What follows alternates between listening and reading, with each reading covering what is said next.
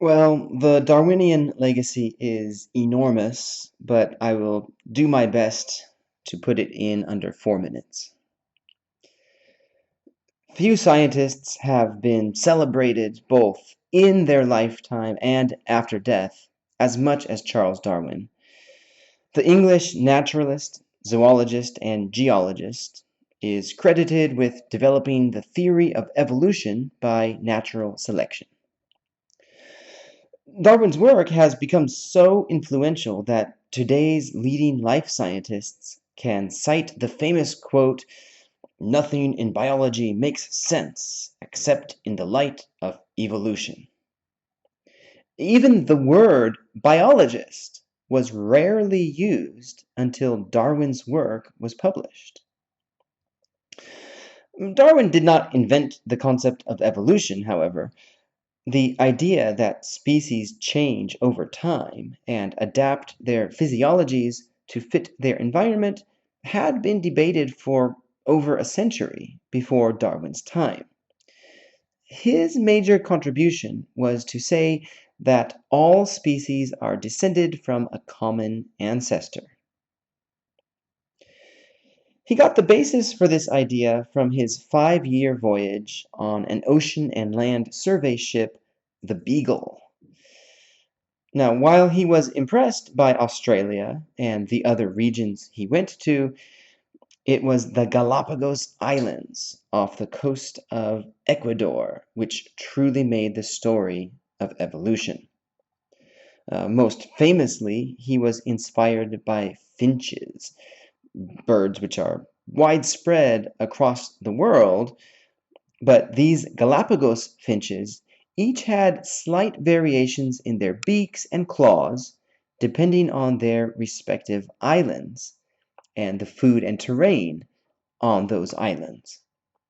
Now, since these birds were non-migratory, they didn't have the chance to interbreed, and thus, Darwin reasoned, they have bred in isolation for many generations, passing down beneficial characteristics which make them fittest for their particular environment. It was a big idea, and one that Darwin knew would be controversial. So he spent the next 20 years, even more than that, gathering data and refining his argument before finally publishing his masterpiece on the origin of species in 1959. This book was the first to explain how competition for limited resources led to the selection of heritable traits which enabled individuals to outcompete others that didn't have those traits.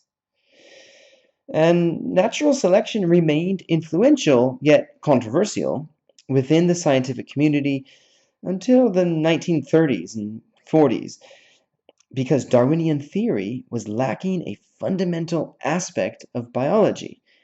It didn't say anything about genes. Now, even though Gregor Mendel conducted his experiments on the inheritance factors of pea plants at exactly the same time that Darwin published Origin of Species, Darwin died never having heard about the German language publication on the genetics of peas. Had he heard it, perhaps biology would have been sped up by 40 years. And perhaps now we should take a moment to appreciate the power of web searches and translation software.